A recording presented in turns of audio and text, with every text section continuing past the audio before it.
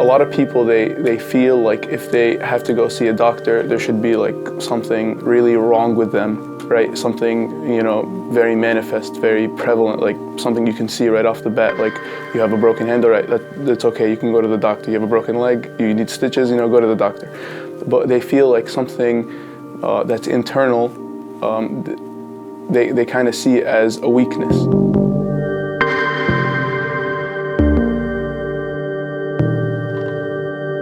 We in Palestine have a very high rate of depression, clinical depression.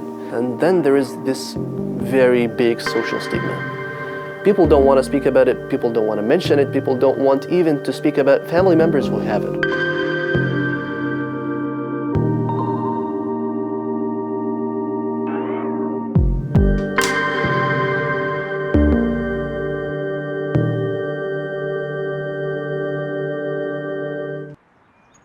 Here in the US, we have all races and nationalities. It's sort of a melting pot, which has many benefits that the university appreciates, but it also, from a genetics point of view, is a big problem. You have so much variability from someone who's from an Asian, from a Jewish, from a Middle Eastern, from an African background. It's hard to see, what's the effect of any one gene. Palestinians have been there for a very long time, and this fact makes them genetically uniform. And the fact that you can study a genetically uniform population is a great opportunity in terms of research. You can get rid of any confounding variable. You know when you feel the weight of sadness. Feeling stuck for a long time. Hopeless, anxious, lonely. So I talked to my doctor. In the US, so many people are on one or more antidepressant medications. You don't even need to go to a psychiatrist. Here's your report that you're sad, they'll give you a prescription for Prozac or Zoloft. Once you have someone that's been on one or more antidepressants and you're trying to understand what's going on in their thinking and reasoning skills, you don't know, is it the disease, is it the depression, or is it the medication?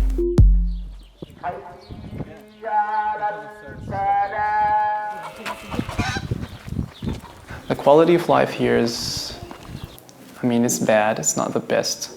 Finances are bad, so everything is against people coming back here.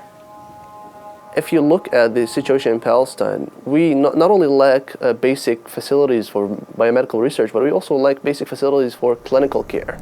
They don't have a lot of equipment, they don't have laboratories, they don't have a lot of brain imaging research magnets. But one thing they do have is a lot of patients who are undiagnosed and unmedicated.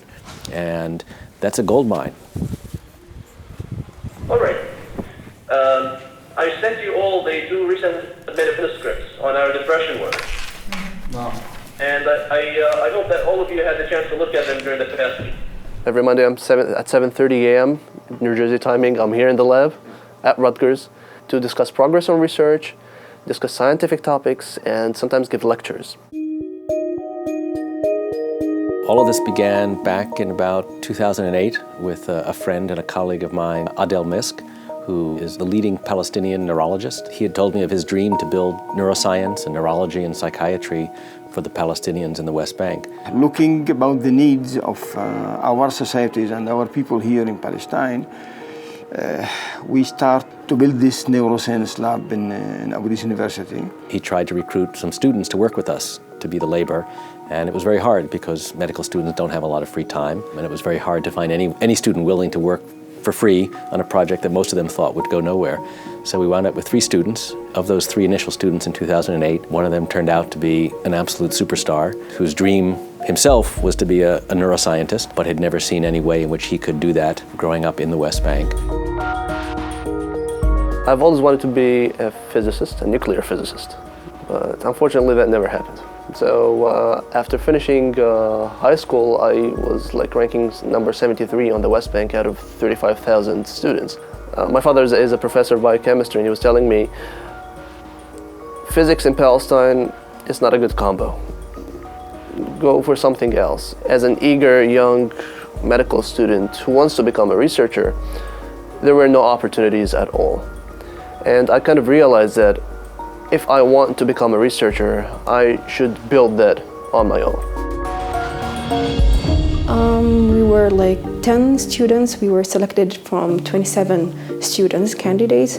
So I was the lucky one because I was number 10. Ever since I was little, I wanted to discover something new, and my name would be remembered after discovering it. That's like my, you could say, holy grail or something like that. Something that I want.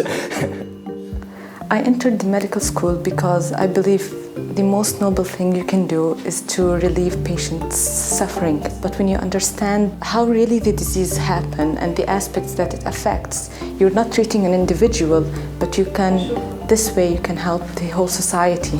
You have a lot of people from the older generation and they would tell us, why research? People need food, or people need this and people need that.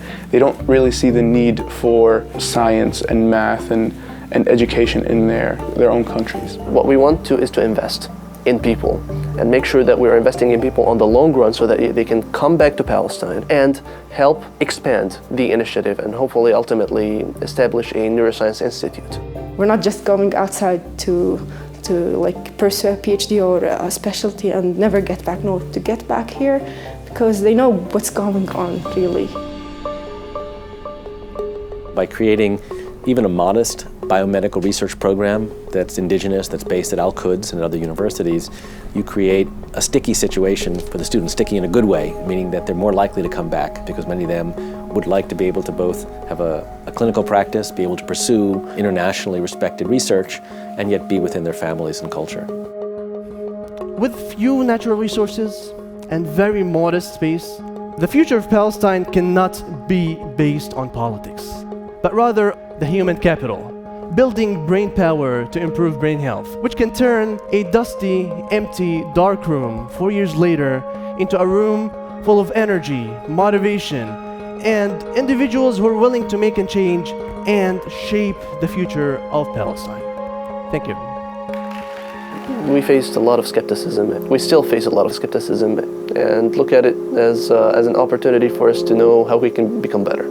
They look at us like, you want to do what? We don't have roads. And when you show them that we have our collaborators, our Harvard University and Rutgers University, all these very well-known universities, they ease into the idea like, wow, these guys actually, they've done something. We have trained around 35 Palestinian medical students. We have published 4 papers. We have 4 more under review. We don't lack the brains.